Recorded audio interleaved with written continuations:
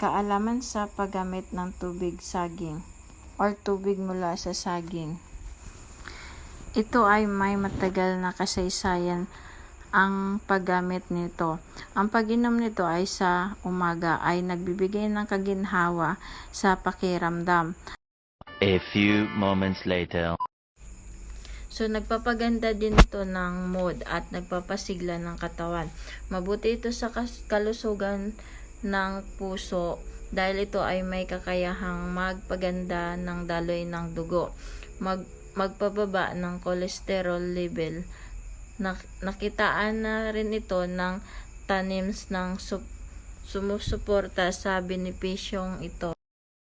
Ginagamit din itong panlaban sa kanser at sa namumuong bukol-bukol sa katawan o tumor.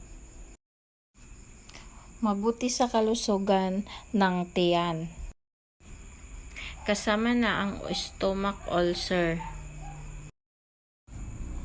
pagtatay at iba pang karamdaman sa digesting system.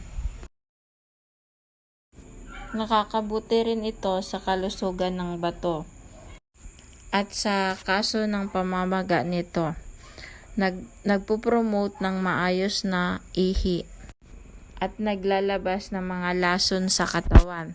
Tradisyonal din ang paghugas ng mga sugat, partikular na sa pagtutuli, upang mabilis ang paghilom at maiwasan ang pamamaga. Ito ay magbibigay ng mga magandang kalidad ng pagtulog. Mabuti rin sa pananakit at pamamaga ng katawan tulad ng arthritis at rheuma, anemia at kalusugan ng bato. At ginagamit rin ito ng mga magsasaka upang maka-recover ang kanilang katawan mula sa sobrang pagkapagod at upang magdagdag ng enerhiya.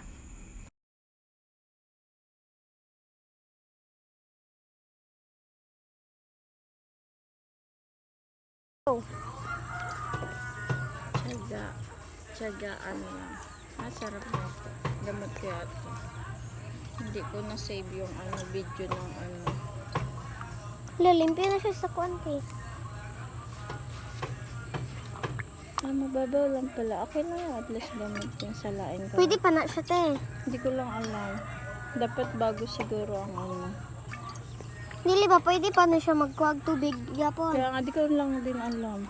Dapat siguro baka hindi na siya. Putol na patadaan niya, rin, oh. Oo, putulin pa nga ay malaki kasi hindi naman yan nagbunga naman na yan. Hindi pinutol ni ni Tisoy. Okay na. Mag-harvest na tayo ng alubate. Thank you for watching. Hindi pa. Ay, sige.